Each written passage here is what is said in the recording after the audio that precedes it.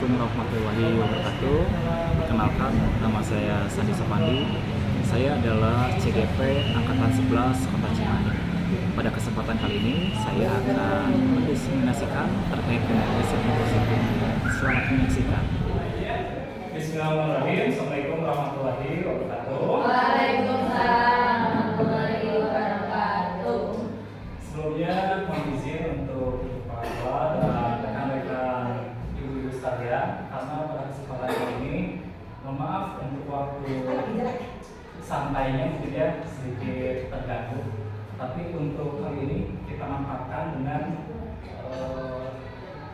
tolabul ilmi, kita sama-sama menguatkan apa yang sudah ada. Oke, untuk hari ini saya akan memaparkan budaya positif. Sebetulnya beberapa pekan lalu itu sudah disampaikan oleh Bu Amanda. Namun di materi kali ini karena sisipannya ada materi dari guru penggerak, kemungkinan nanti itu yang akan diperkuat. Untuk itu ini adalah materi hari ini budaya positif ya. Sebelum menginjak ke materi inti, izin memperkenalkan diri. Yang sebelah kiri tetap sama, itu Sandi. Kalau lawan Sandi. Kemudian di tengah ini ada Ibu fasilitator di kelompok saya, ini Ibu Dewi Dayati, dan terakhir Ibu Riani. Beliau adalah pengajar praktik dan kebetulan beliau mengajar di SLB. Jadi saya banyak sekali ilmu yang saya ambil dari terkait dengan pendidikan inklusif. Dan kedepannya mudah-mudahan ada kerjasama lanjutan dengan klinik yang beliau. Oke, sebelum kita mulai, setelah bercapek-capek ya, kalau tadi mah mungkin nih aku nggak kuat ngajar kelas 1 sekarang ampun. Tapi dari perjalanan itu sebetulnya banyak hal yang kita dapat unik gitu. Apalagi kita ngajar di kelas 1 dengan dia yang seperti itu, dengan anak yang seperti ini dan sebagainya. Itu kita sama-sama senyum, tapi senyumnya ada baiknya sambil bertatap-tatap aja coba.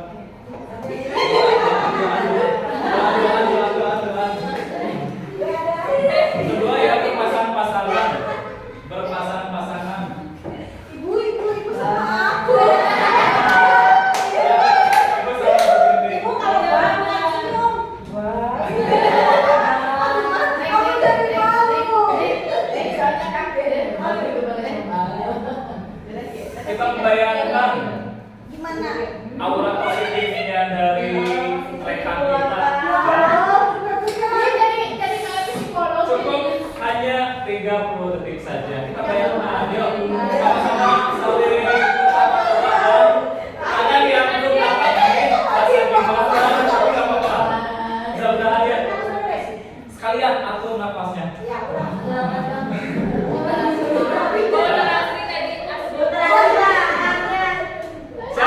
30 detik. 1, 2, 3.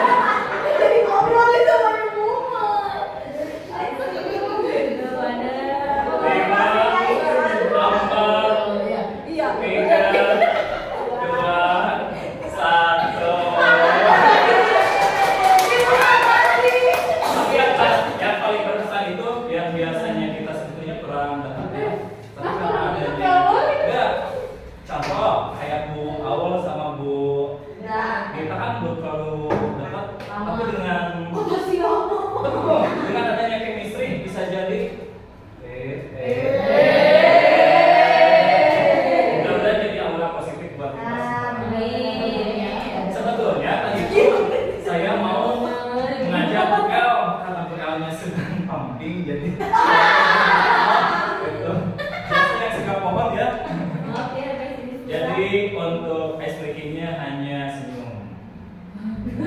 Well, biarin sambil pamit. Oke, di materi disiplin positif itu ada 6 pembahasan, mulai dari disiplin positif dan nilai-nilai kebajikan.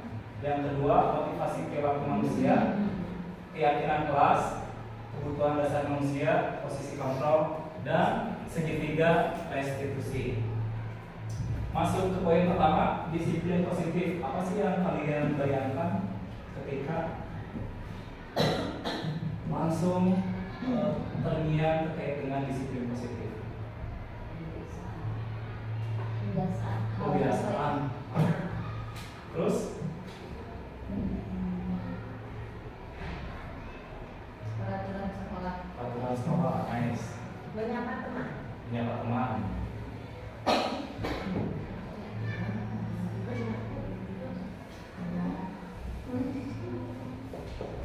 Apalagi?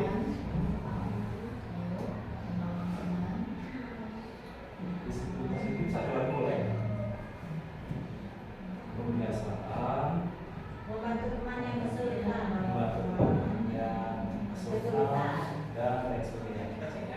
Bahwa di sini tuh disiplin positif merupakan suatu cara penerapan yang terkait dengan disiplin yang mengajarkan anak bertanggung jawab dan menumbuhkan kesadaran dirinya berdasarkan nilai-nilai dari kebajikan.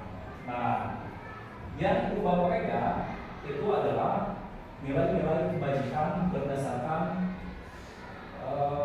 grand theory. Jadi secara umum ada 6 nilai kebajikan, mulai dari profil pelajar Pancasila, kemudian 9 karakter dasar motivasi dan lain sebagainya. Namun karena terlalu banyak nilai-nilai kebajikan yang saya ambil, hanya salah satu, yaitu profil pelajar Pancasila. Nah, dari nilai-nilai kebajikan profil Pancasila itu ada apa saja?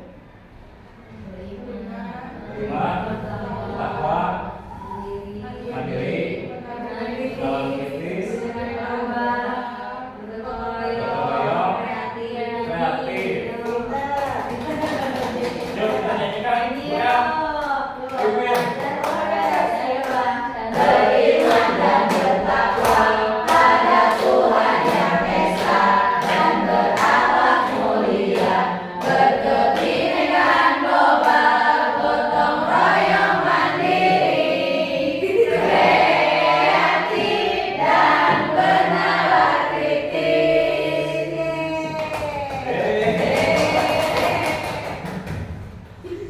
Nah, sekarang silakan kita sama-sama renungkan nilai kebajikan apa saja yang Bapak Ibu harapkan terhadap peserta didik, dan berikan alasannya. Saya akan siapkan sticky note. Silakan diisi 3 atau 5 boleh, bahkan mungkin lebih bagus.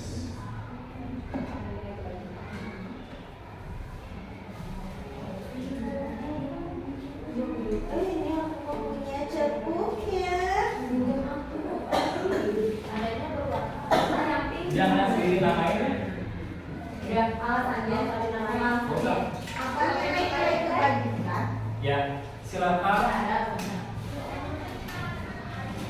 tuliskan apa saja nilai-nilai kebajikan yang selaras dengan keinginan Bapak dan dengan ibu dan Bapak ya, dengan ibu-ibu sekalian.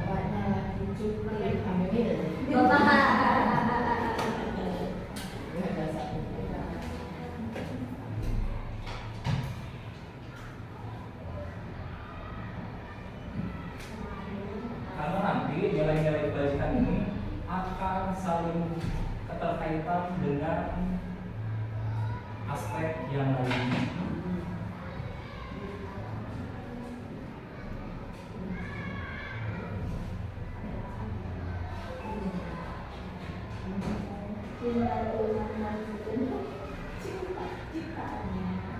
Dua aja ya, boleh. Oh, dua.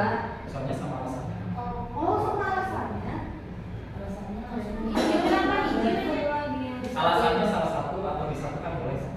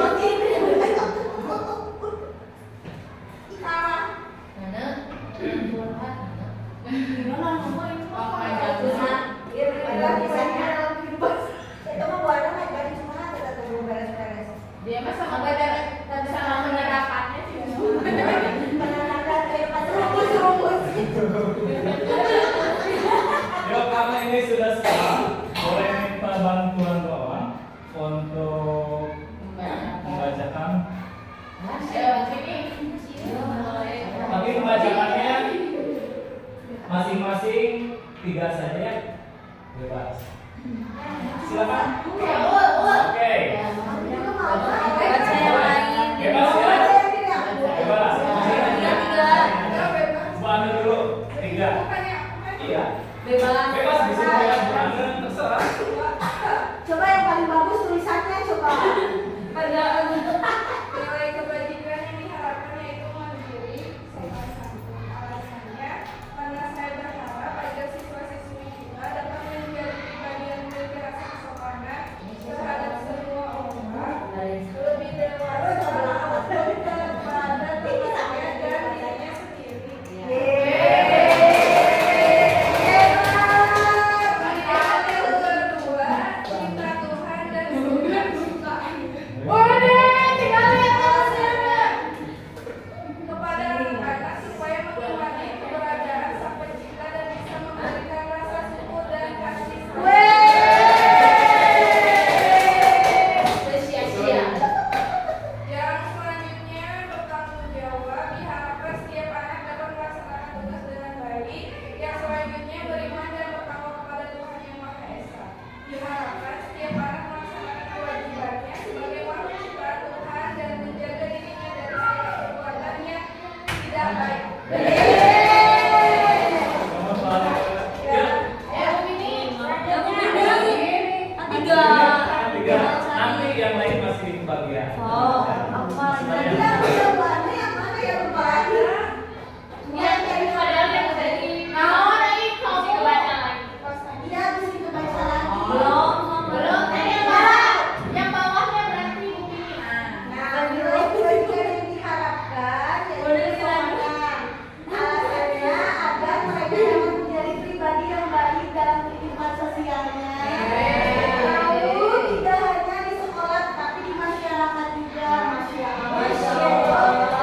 Terus ini sopan santun, kejujuran dan bertanggung jawab, yaitu alasannya sebab jika kita dilihat pada peserta didik pada zaman ini masih ada yang kurang sopan terhadap orang tua.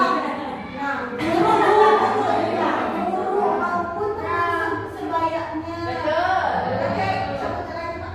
Nah, untuk perilaku kejujuran dan bertanggung jawab peserta didik terkadang masih lalai dengan apa yang seharusnya menjadi tanggung jawabnya, seperti hal kecilnya tidak membawa buku sesuai dengan jadwal. Benar Pak?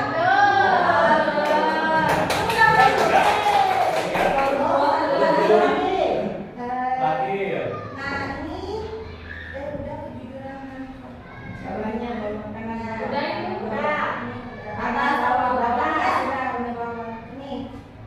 Ini suka menolong dan gotong royong. Udah. Alasannya yaitu siswanya dapat memiliki rasa empati terhadap teman atau saudara keluarganya yang sedang kesulitan, serta dapat bekerja sama dalam melakukan suatu kegiatan di rumah, sekolah, dan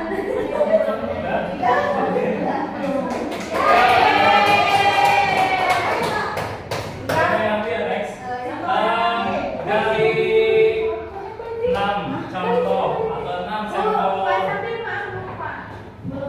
Oh, ya, oke. Udah?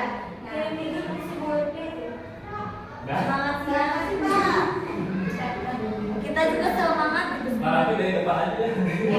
Jadi dari nilai kebajikan ini 6 sampel yang kita sama-sama dengarkan, ternyata banyak hal yang dan orientasinya adalah ke peserta didik. Harapannya bukan hanya sekedar ke peserta didik, tapi kita juga menunjukkan nilai-nilai kebajikan tersebut, sehingga nanti anaknya juga kalau melihat gurunya sudah menerapkan dengan sangat luar biasa, insya Allah itu akan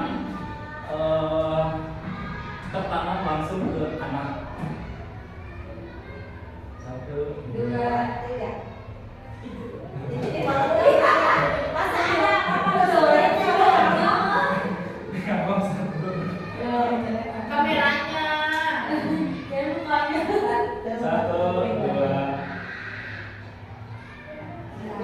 Dari mana pakai nama kalimat? Oh, belum maksud keburu. Nanti gimana? Nah, itu terkait dengan nilai kebajikan. Lanjut, poin 2. Poin 2 ini membahas motivasi perilaku manusia. Ada yang tahu motivasi perilaku manusia itu seperti apa atau yang bagaimana? Motivasi perilaku manusia. Motivasi. Pujian, Oh, ada. hadiah, pujian, hadiah.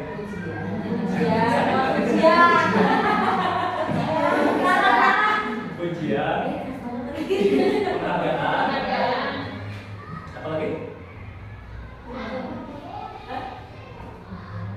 Ujian udah ada. Ya, penghargaan udah. Ribet sama aja.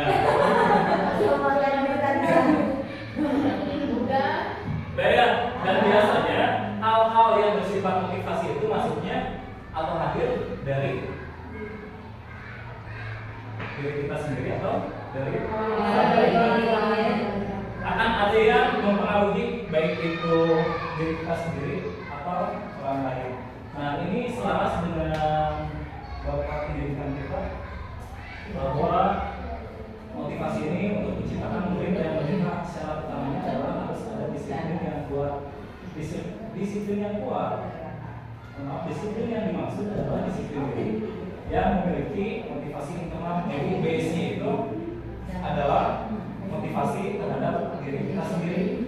Tapi karena kita makhluk sosial, hakikatnya, apalagi kalau kitanya sedang down, tetap ya butuh pendamping orang lain.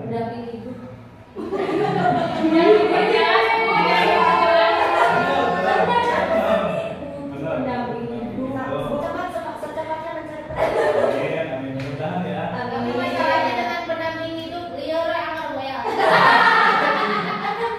Tapi mudah-mudahan kita tergolong dari pendamping hidupnya yang memang bisa menjaga kita dunia akhirat. Amin.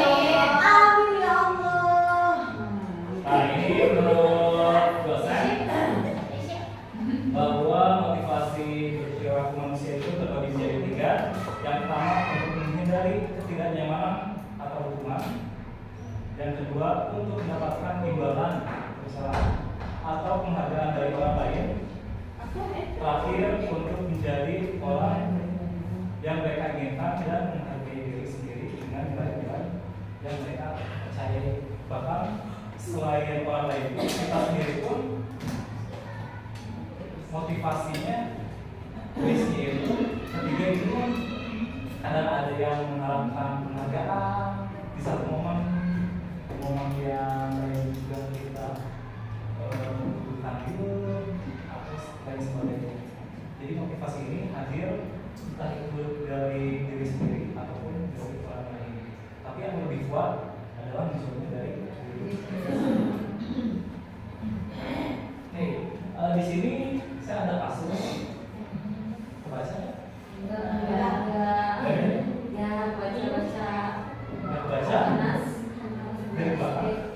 Bacain tapi kecil, bacain kecil. Yang bawah ini yang Coba ini kita lihat kasus ini satu saja. Biasanya kalau saya tuh sebelum literasi pasti diceknya pertanyaannya dulu satu aja ya. Berdasarkan teori motivasi yang telah Anda pelajari pada pembelajaran sebelumnya atau pada 3 poin di bawah, kira-kira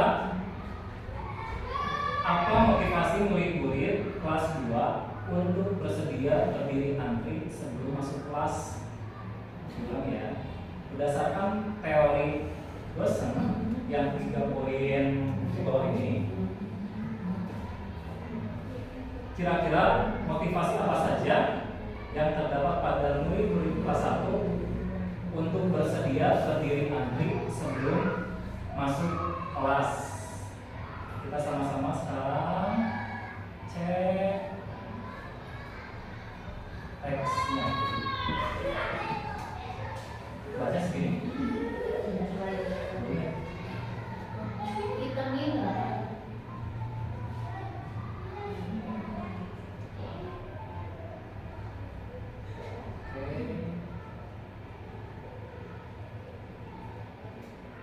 Ada yang mau bacain? Ibu Anas kelas 2 SD mendapatkan masalah. Murid-muridnya tidak bisa tertib berdiri antri di depan pintu kelas dan selalu berebut masuk ke dalam kelas setelah kelas. Setelah jam istirahat usai,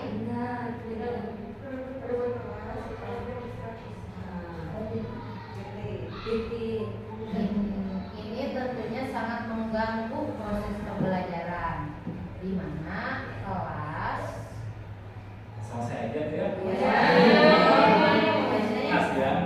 Ini dia Pak. Kita lihat. Maaf ya. ya di mana? Wih, mama maksudnya belum bisa. Senangnya olahraga. Jawab ya. Ibu Anas, guru kelas 2 SD, mendapatkan masalah. Murid-muridnya tidak bisa tertib berdiri antri di depan pintu kelas dan selalu berebutan masuk ke dalam kelas setelah jam istirahat usai. Ini tentunya sangat mengganggu proses pembelajaran di mana kelas tidak dapat mulai tepat waktu karena Ibu Anas sibuk menenangkan murid-muridnya untuk waktu cukup lama.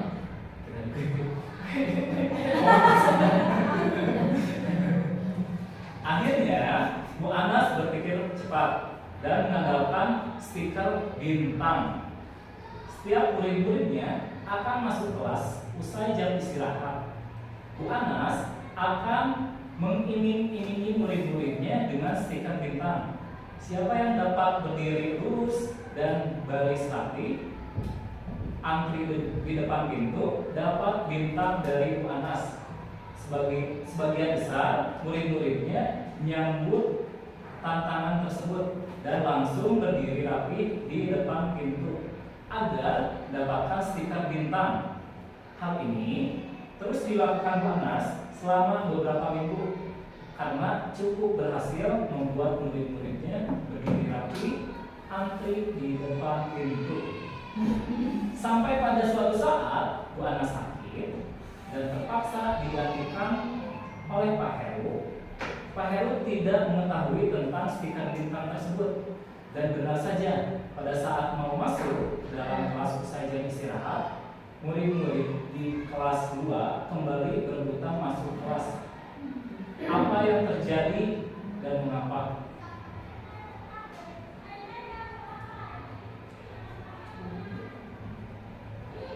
Pertanyaannya, berdasarkan teori motivasi yang telah kita pelajari, kira-kira motivasi murid-murid kelas 2 untuk bersedia diri antri sebelum masuk kelas itu apa? Supaya nanti ya motivasinya cuma Iya. bintang itu kan, stiker diberi bintang itu kan. Berarti maksudnya yang mana? Kedua imbalan. Untuk mendapatkan imbalan atau penghargaan dari orang lain. Dan itu hadirnya dari Guru kelas. motivasi dari dari eksternal. Sebetulnya ada satu pemantik lagi pertanyaan, cuma supaya lebih cepat ya. Jadi kesimpulannya, Bu Anas ini sebetulnya sudah termasuk bagus ya, punya strategi khusus supaya anaknya bisa rapi ya, meskipun ada ribut buat anak-anaknya. Dan ini sebetulnya sah-sah saja, kembali lagi pada guru yang bersangkutan. Kita belajar tidur. Sekarang lanjut ke poin ketiga, keyakinan sekolah atau keyakinan kelas. Sebelumnya kelas yang mana saja yang sudah membuat keyakinan kelas? Good, berarti PJO juga ada bagus. Ibu tahun kemarin bikin nggak apa-apa, tahun kemarin bikin.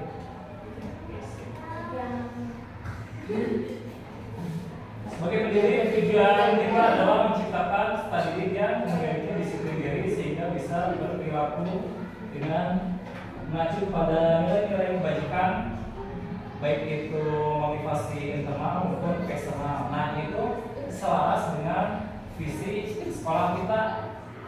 Indikatornya adalah nilai-nilai kebajikan.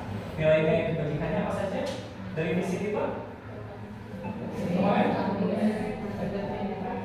Berpendidikan moral, agamis,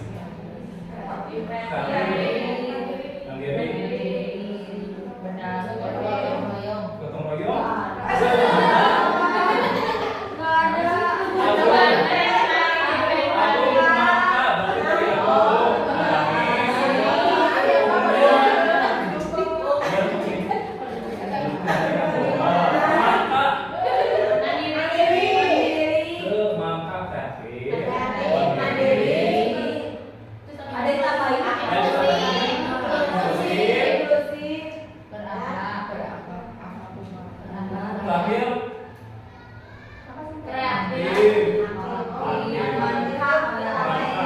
soalnya di agamis sudah memuat yang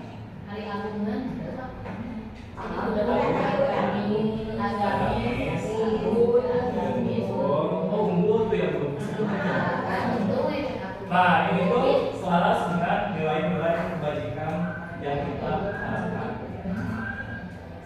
Lalu di sini ada peraturan kelas, keyakinan kelas atau kesepakatan kelas. Karena beberapa bulan kemarin saya mengenal apa bedanya keyakinan kelas sama kesepakatan kelas. Sama kelas beda. Ada yang bisa Kalau peraturan kelas sendiri kan hanya sepihak. sepihak. Kalau keyakinan kelas mah dua pihak antara guru sama siswa. Oke, kalau kesepakatan kelas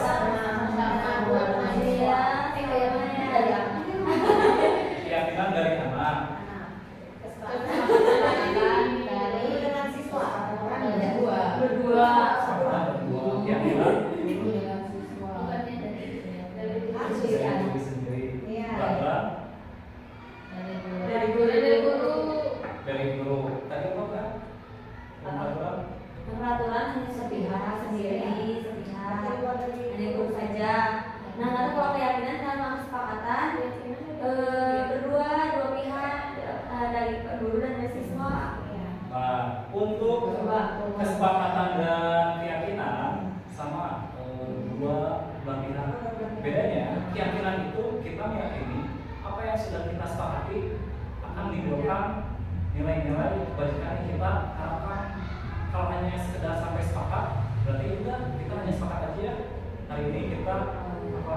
Tapi kalau keyakinan, kita tuh meyakini apa yang sudah kita buat, mulai dari peraturan, kemudian berubah ke kesepakatan kelas, akhirnya di ujungnya itu keyakinan kelas kita sama-sama buat. Saya juga baru tahu terkait dengan keyakinan ini pada saat PGP, karena sebelumnya kesepakatannya kita cek ya. Ada tahapan untuk membuat keyakinan kelas. Biasanya, waktu itu gimana? Tahapannya? Aku tahapannya pertama diskusi. Kalau yang kelas ini ya yang baru. Pertama diskusi dulu sama anak buat dulu apa? Anak dulu yang buat, menyampaikan apa aja. Peraturannya satu-satu. Ya. Terus yang kedua nanti disepakati bareng-bareng mana yang mana aja. Terus habis itu yang ketiga kita jadi biar nggak terlalu banyak keyakinan kelasnya, jadi dibuat lagi kata-kata yang mencakup itu diringkas lagi. Terus habis itu disepakati. Ada yang mau menambahkan? Sama?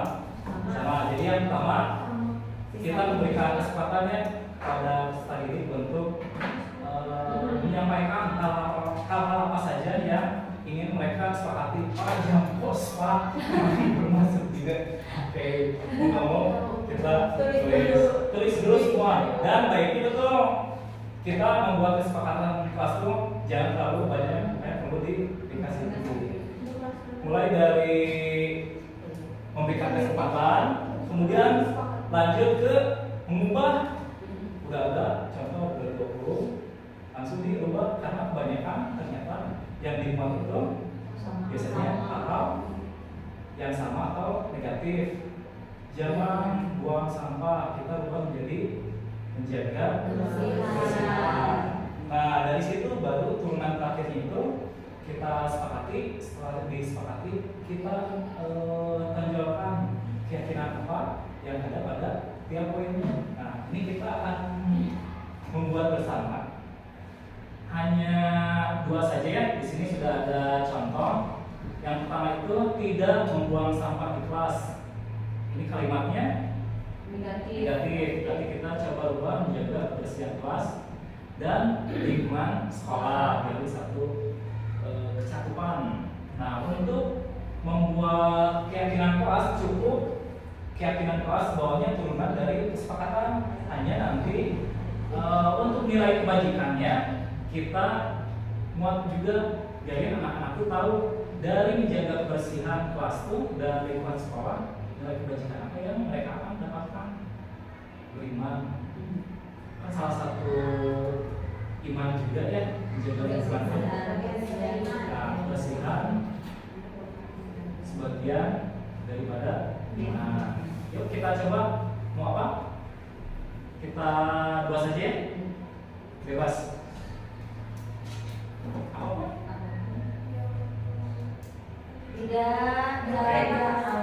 Tidak. Nah, berkata kasar. Satu lagi. Tidak jalan-jalan di kelas, tidak gelut, apa ya? Tidak berantem. Soalnya di olahraga tuh karena lupa. Tidak ada yang di. Berantem. Aduh, kelas bos.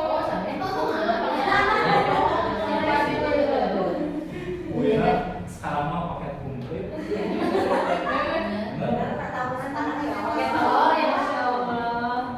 Yuk sekarang kita coba dari poin B, tidak berkata kasar, kita ubah menjadi kalimat positif. Berarti menjaga lisan Yang baik dengan enggak ada yang sopan. menjaga perkataan Menjaga perkataan. yang positif. Menjaga perkataan. Menjaga perkataan yang baik. Baik. menjaga perkataan yang tidak baik Menjaga perkataan. Suci dalam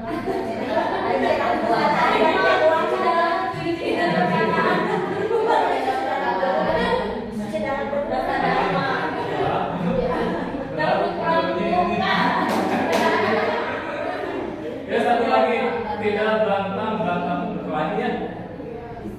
menjaga perilaku. Menjaga perilaku.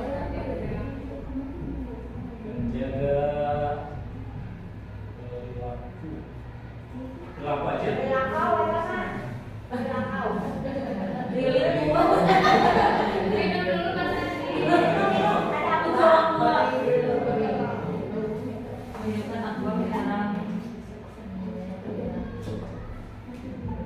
Udah ini aja. Apa? Oke. Kita masukkan ke dalam keyakinan kelas. Berarti untuk poin B, nilai kebajikannya apa? Menjaga perkataan yang baik. Nah, bisa sopan, sopan santun. Terus apa lagi? Ada lagi? Nah, rasa saling menghormati, saling menghormati dan menghargai. Ya. menjaga perilaku. Tidak berkata kasar. Ini maksudnya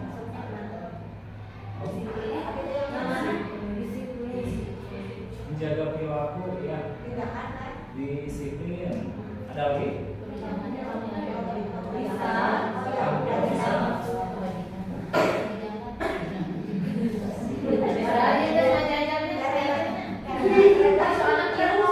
Itu ayat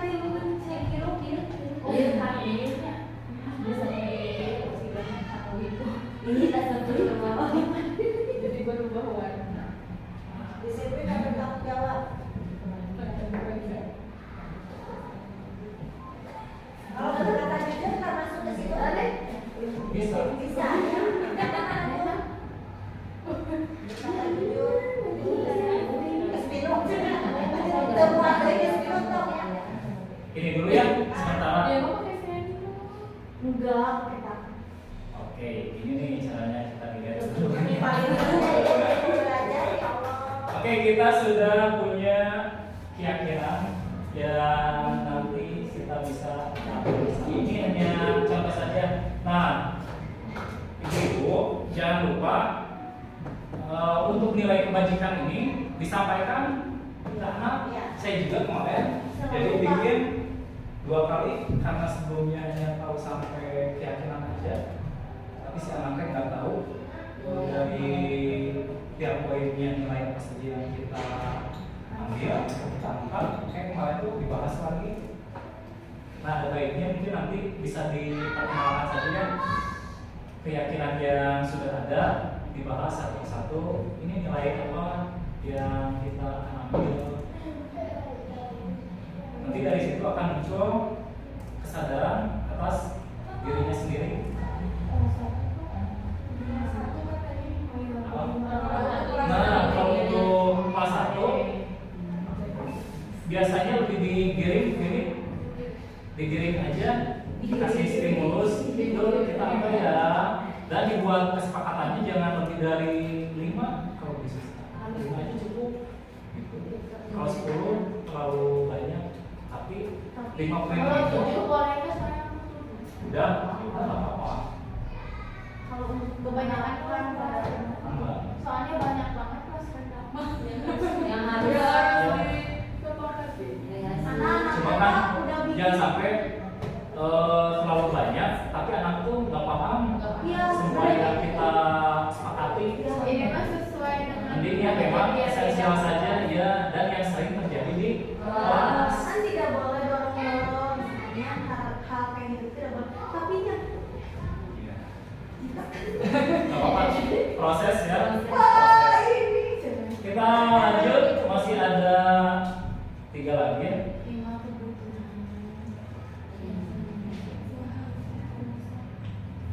Bahasan selanjutnya 5 kebutuhan dasar manusia. Idealnya Bapak dan Ibu, Bapak dan Ibu, saya juga sama punya kebutuhan dasar. Apa saja kebutuhan dasar Rasa kasih manusia? sayang. Benar. Ada lagi? Benar. Betul, rasa kasih sayang. Rasa aman, Aman. aman, nyaman, tentram. tentram, Sejahtera. sejahtera, adil, perhatian, Komplit rasa rohani. jasmani rohani. Benar disebut. Kebutuhan air, air. Nah, lahir, dan itu tidak siapa sih? Kita coba bahas dulu ya, yang sudah diungkapkan tadi termasuk dalam kebutuhan dasar. Kita coba klasifikasikan. Yang pertama, mulai dari kebutuhan utama dulu. Ini biasanya beririsan dengan sandang, Ayo nanti di warung apa aja. doain dia satu papan lagi ya.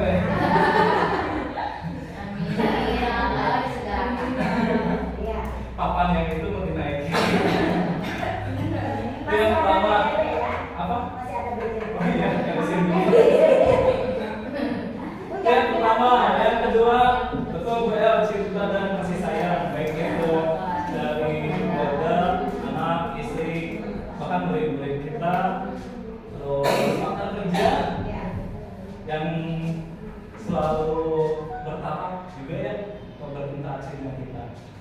ketiga, penguasaan kebutuhan akan pengakuan atas kemampuan.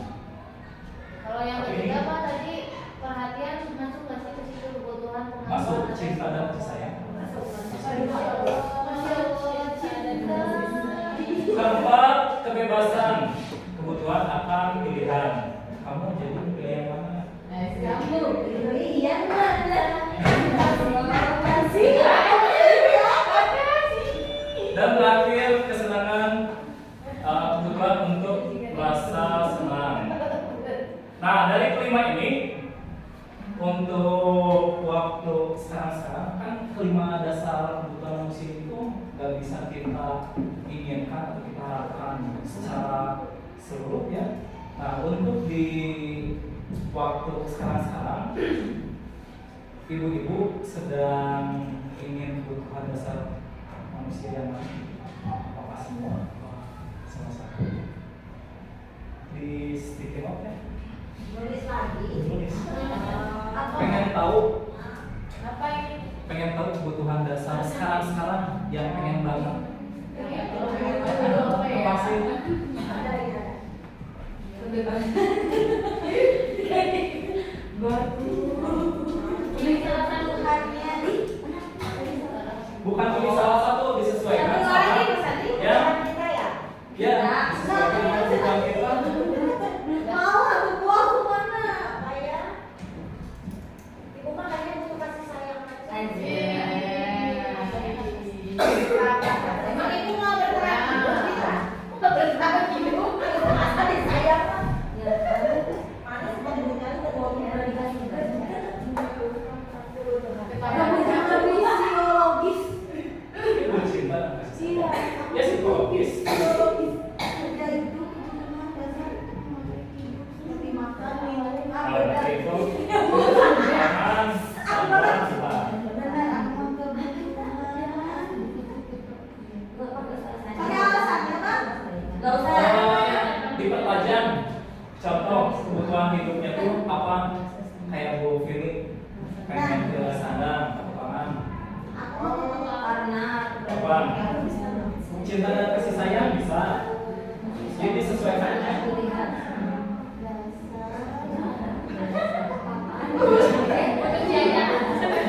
Tapi itu tinggal ya.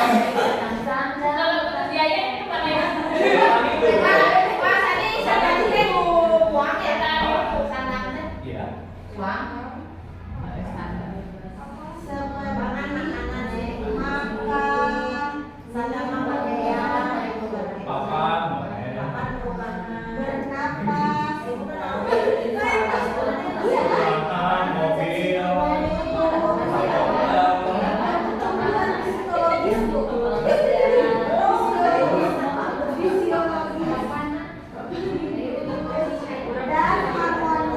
bener deh.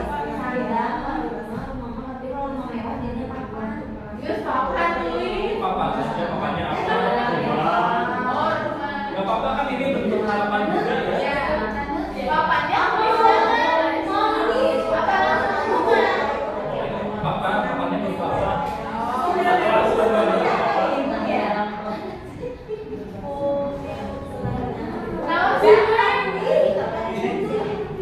Ya udah,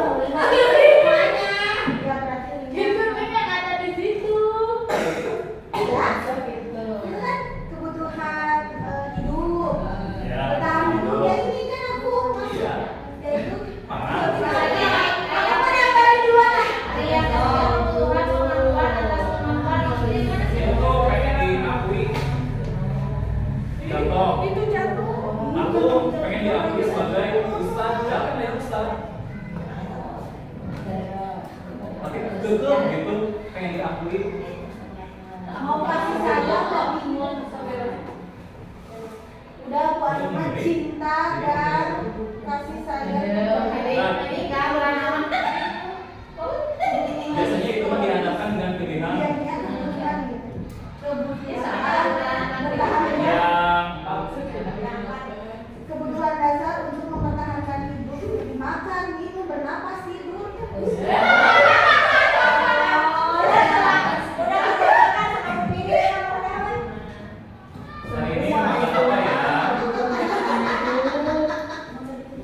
atau paku? Harus Oh, udah semua.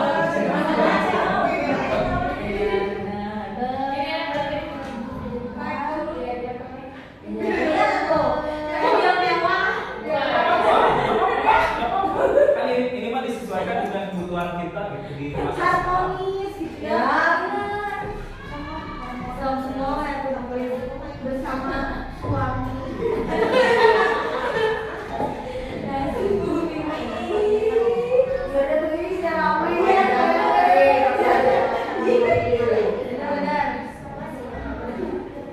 Iya benar.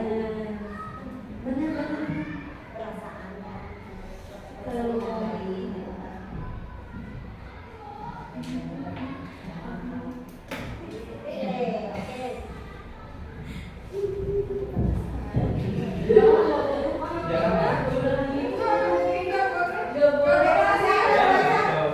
Kan nanti dibacakan. Pakai nama kan? tahu tulisannya. Ya. Nah gitu biar. Nih yang ini yang ini. Aneh sama bangkit itu benar bangkit. Oh iya salah. Oke, dua orang. Akhirnya bangkit. Salah. Itu lah.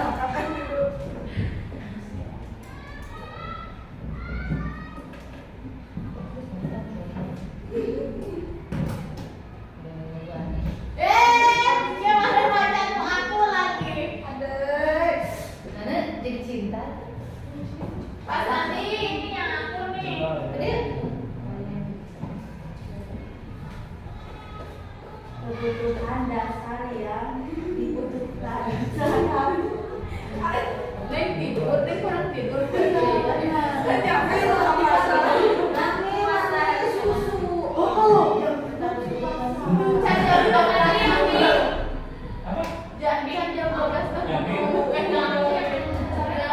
Ini bapak apa? Mama aku licin gak bisa. Oh. Ini boleh nggak? Aku mau tuh lahiran batin berapa? Ya dua orang siapa yang bacain? Boleh aku sok?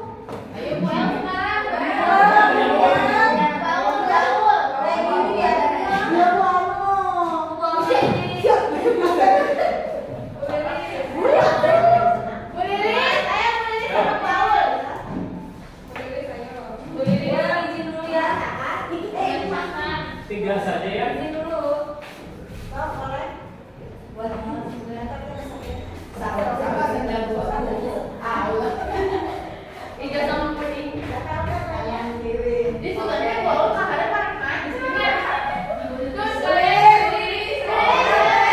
Dari Bu Lilis dulu ya. Bu Lilis, tiga saja. Maka dari bagian Bu Lilis.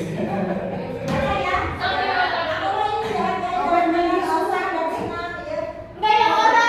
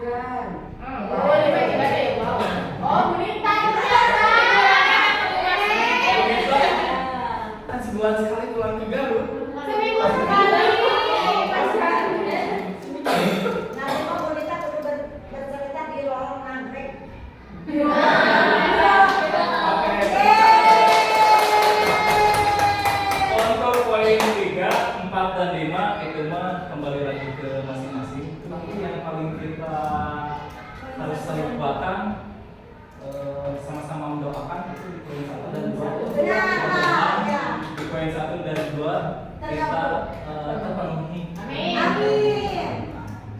Bapak masih ada 2 pilihan. Coba yang bau baca apa? Yang bau. Nomor 2 pasti. Nomor 2. Ya, Bu. Yang mana ya? Kalau yang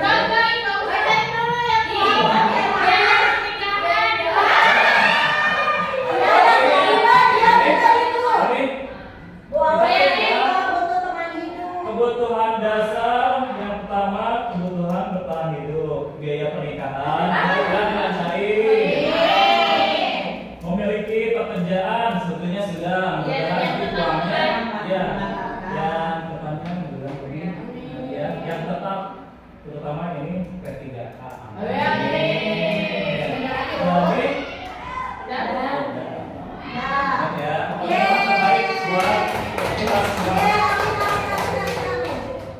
Kita lanjut ya, kayak cepat selesai. Lanjut lima posisi kontrol. Nah, kita hendaknya entah sebagai guru, entah sebagai orang tua, ini ada posisi kontrol yang memang kita bisa ambil alih. Yang pertama ada posisi penghubung, yang kedua posisi membuat merasa bersalah, yang ketiga posisi teman, keempat posisi pemantau, dan kelima posisi manajer. Nah, biasanya guru atau orang tua ini dari posisi kontrol yang dipaparkan di depan itu paling ideal adalah di posisi manajer, ya. Kalau diposisikan hanya sebatas penghukum kan kita nggak serta merta itu gitu. Untuk posisi teman, satu waktu kita akan posisikan seperti itu. Tapi yang paling basic itu adalah posisi sebagai manajer. Aduh, nggak terlihat lagi. Ya. Saya bacakan untuk soalnya dulu ya. Bila Anda adalah seorang kepala sekolah, Amin. pengawas, Ibu Amin, Bu. Oh, Amin. Ibu Amin kan tadi jadi pengawas. bila Anda adalah seorang kepala sekolah, penerapan disiplin apa yang akan Anda lakukan untuk kasus Ibu Hana? Satu aja ya, bahas dengan rekan kita semua. Bu Hana itu di poin 1, Tisa dan Hana dipanggil masuk ke ruangan Ibu Dewi, kepala sekolah SMK Makmur. Jadi Ibu Dewi itu kepala sekolah ya. Tisa dan Hana dipanggil masuk ke ruangan Ibu Dewi sebagai kepala sekolah SMK Makmur. Ibu Dewi baru saja mendapatkan pengaduan dari Ibunda Tisa bahwa Hana menggunakan kata-kata kasar dan merendah-rendahkan Tisa di sosial media.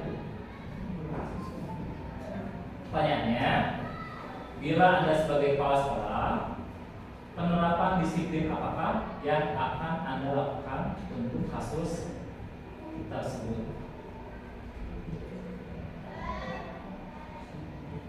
Ulang ya, Tisa dan Hana dipanggil masuk ke ruangan kepala sekolah.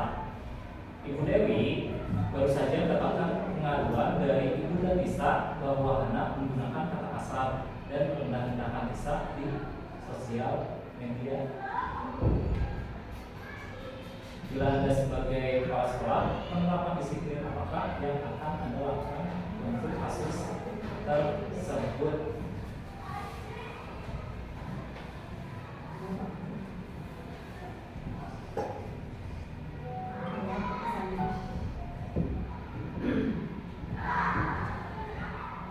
Apakah sebagai penghukum,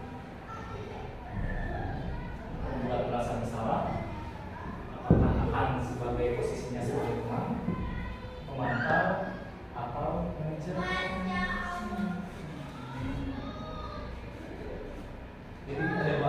Tisa dan Hana. Hana ini yang sering berkata-kata kasar pada Tisa dan sering merendahkan juga. Nah, sekarang kalau ibu di sini menjadi kepala sekolah dan apa yang akan dilakukan dengan menggunakan 5 posisi kontrol ini? Memantau apa?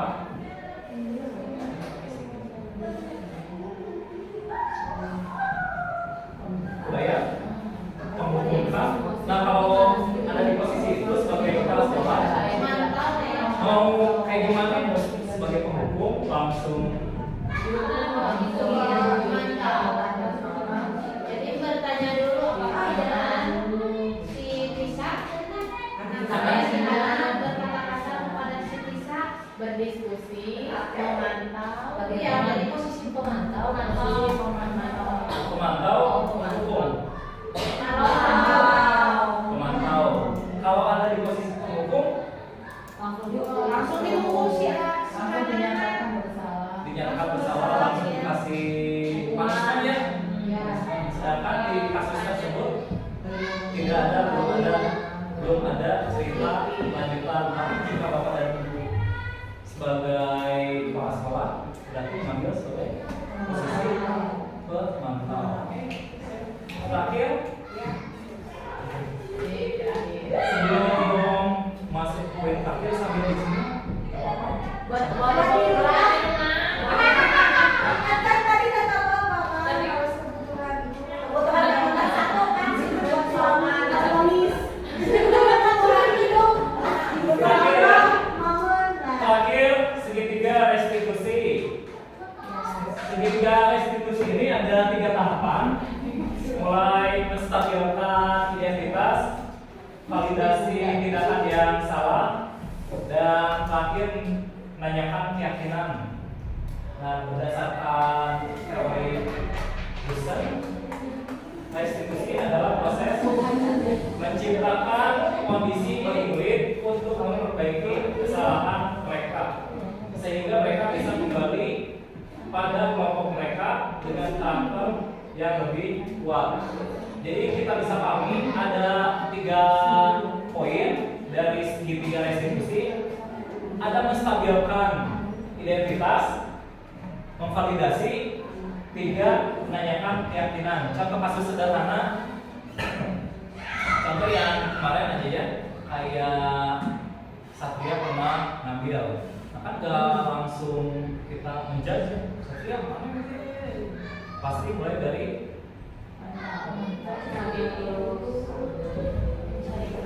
mencari kebenarannya, mulai dari menstabilkan dulu, boleh menstabilkan, boleh validasi. Kalau menstabilkan berarti biasanya menanyakan latar belakang kenapa Satria melakukan hal itu. Kalau sudah, betul nggak sih kayak gitu? Perlu divalidasi? Enggak pak, betul nggak? Coba dikasih kesempatan lagi. Enggak pak, karena si anaknya masih belum peka terhadap kesalahannya sendiri, maka kemarin diperlihatkan lah ini CCTV. Oh iya pak, saya betul, itu saya. Tapi dari kesalahan itu perlu disisipkan juga terkait dengan keyakinan. Nah, berarti dengan melakukan hal tersebut, keyakinan apa yang sudah kamu lakukan? Aku sudah mencuri dan lain sebagainya. Dan ini untuk sebagai penutup dari 3 validasi ini, 3 poin terkait dengan segitiga restitusi ini. Saya ada 1 kasus, kita bedah 5 orang. Kasusnya sama, tapi kita bedah 5 orang. Kita cek mana yang masuk ke menstabilkan identitas, mana yang masuk ke validasi, dan mana yang masuk ke keyakinan kelas. 5 orang ya. Ini ke sini, ini ke sini. Ini. Mana tadi ya? Itu sana ya.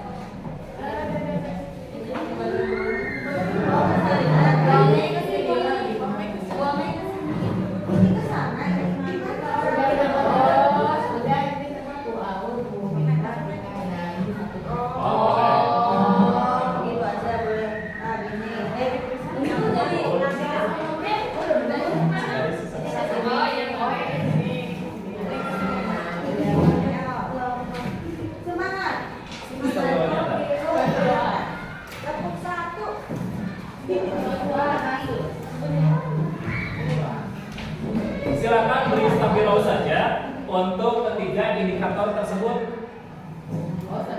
Stabilo aja dan disiapkan ya.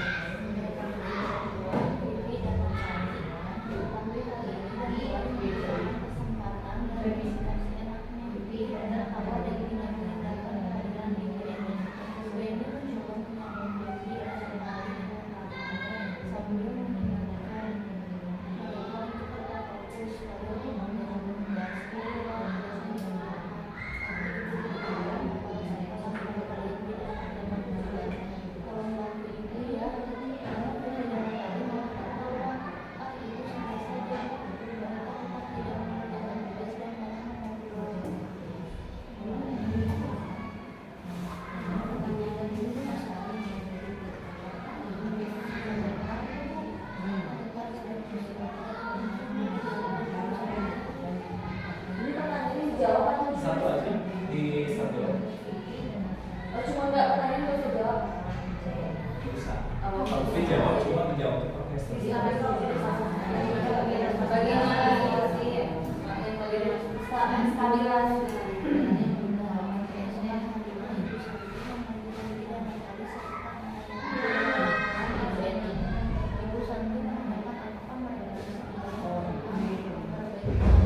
Satu aja itu stabil.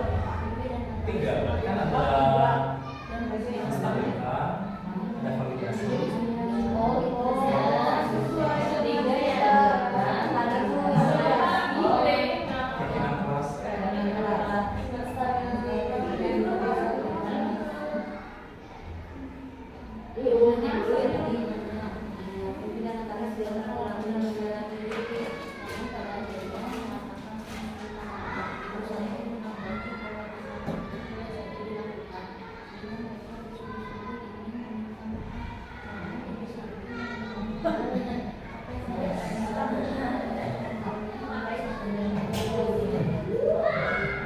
Keyakinan keras.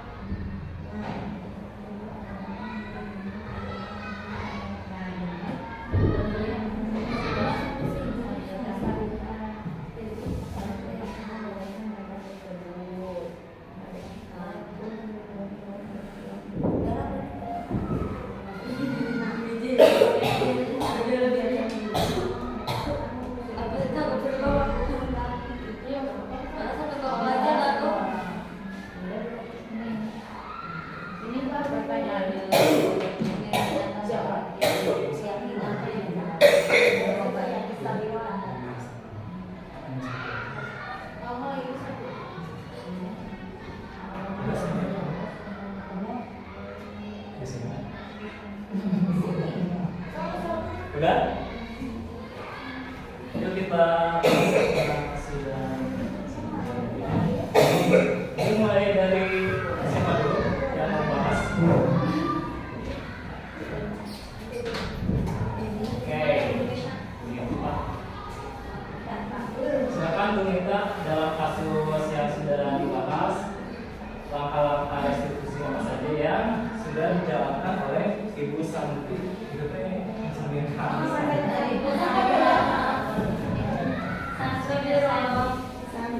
Boleh di situ sambil berdiri. Dari kasus ini, langkah-langkah restitusi yang sudah dilakukan di antaranya adalah yang pertama menstabilkan, yaitu Ibu Santi menanyakan apakah mereka bersedia melakukan untuk memperbaiki permasalahan yang ada yang menstabilkan. Kemudian validasi, Ibu Santi menanyakan kembali apakah mereka bisa lakukan untuk menggantikan rasa tidak hormat Ibu Santi. Yang ketiga yaitu keyakinan.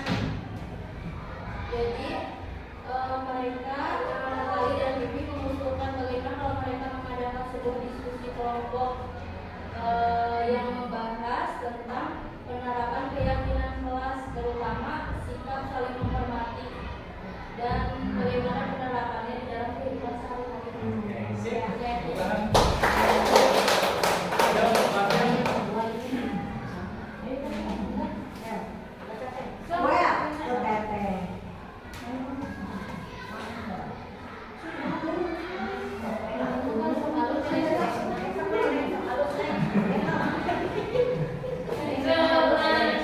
Ya, mungkin wakil sebagai penutup.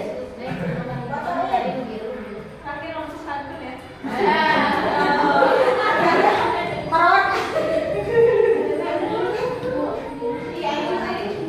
Dari cepat selesai.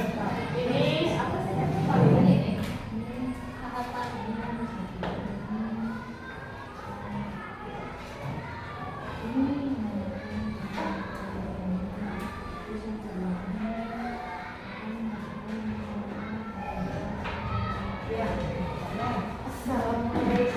Baca aja nih.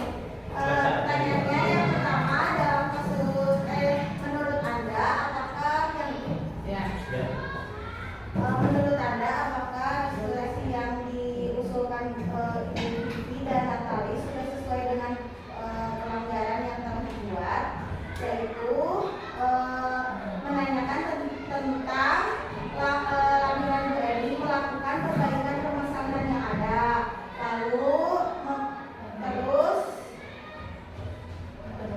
yang keduanya langkah-langkahnya yang harus diusulkan mereka yaitu mengamati rasa tidak dihormati, mengaku bahwa perilaku mereka tidak sesuai dengan keyakinan di kelas. Nah, dah. Yang ketiga, Bapak tadi juga bilang satu. Iya, yang satu. ketiga, Satu didoain. tiga. Tangan. Itu yang tadi yang paling belakang ya? Bukan. Itu yang distabil itu apa? Yang stabil Iya, aja. jawabannya. Oh, mau dibaca soalnya. Iya. Soalnya satu. Soalnya cuma satu. Soalnya satu. Oh iya benar. Bersikap seenaknya, tertawa dan tidak mengadakan kehadiran Ibu Eni. Terus malah jadi tertawa, mengajarkan tugas malah mengobrol. Ya. Keyakinan pasti. Yang belakang dan yang belakang. Ya Bu Em. Mereka mengadakan sebuah diskusi kelompok dengan teman-teman, terus sikap saling menghormati dan bagaimana penerapannya dalam kehidupan sehari-hari. Terima kasih ya Bapak Ibu. Nggak di-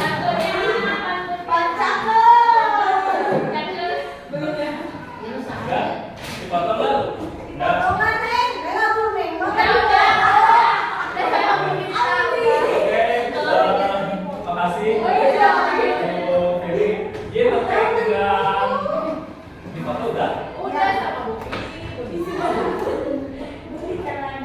Kalau terkait dengan restitusi ini akan selalu sebetulnya Bapak dan Ibu pun sudah jauh berpengalaman, tapi itu hanya mengingatkan. Karena saya juga satu waktu berisi kelupaan, karena idealnya itu kita harus jauh lebih sabar, mulai dari benar-benar tahu latar belakang si anak bikin kesalahan itu karena apa. Jangan lupa juga divalidasi, karena pengalaman pernah saya satu waktu itu tidak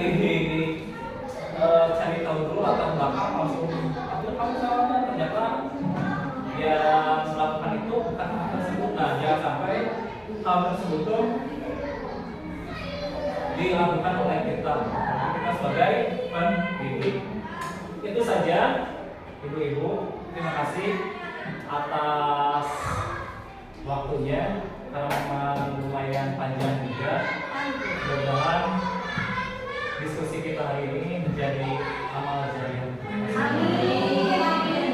Dan sebagai penutup, Cakep. Masya saya Allah. mengimbau dan mengajak rekan-rekan untuk next kalau ada kegiatan CGP, mari kita sama-sama mengikuti, mudah-mudahan rezeki kita. Jadi yang sekali lagi ya, yang di highlight itu bukan guru penggeraknya, karena guru penggerak kita juga idealnya sebagai guru penggerak, tapi pendidikannya yang memang mantap dulu oleh profesor jurusan saya dihimbau bahwa di Indonesia itu sebetulnya banyak sekali negara-negara maju yang menginduk atau mengambil konsep dari hajar dewantara, bahkan terkait dengan pendidikan inklusif. Nah, itu tuh akhirnya dari bapak kita, bukan dari orang luar. Nah, baru sekarang gagasan itu mulai diangkat lagi. Nah, untuk itu mudah-mudahan nanti kalau memang ada rezekinya, kita sama-sama bisa masuk juga, bisa memperdalam konsep dasar yang hajar dewantara buat. Itu saja ya, ibu-ibu. Terima kasih sekali lagi. Mohon maaf apabila ada hal-hal yang memang kurang berkenan dan yang memang ala kadarnya. Ya, terima kasih. Wassalamualaikum warahmatullahi wabarakatuh.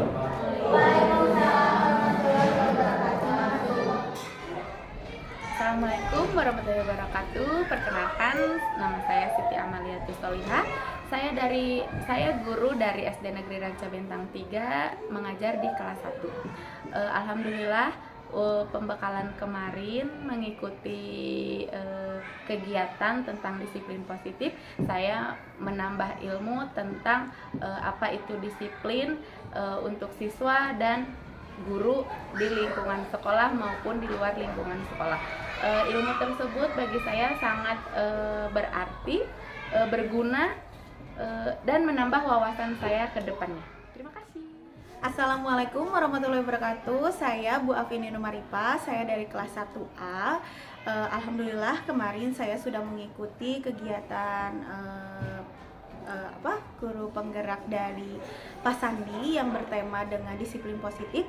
Alhamdulillah saya mendapatkan ilmu dari Bapak dan saya juga bisa mengembangkan yang namanya disiplin positif, dan saya juga bisa memotivasi kepada anak-anak didik saya, dan saya bisa memberikan yang terbaik untuk anak-anak saya. Jadi saya sudah bisa mendapatkan ilmunya. Alhamdulillah, terima kasih banyak untuk Bapak Sandi. Wassalamualaikum warahmatullahi wabarakatuh.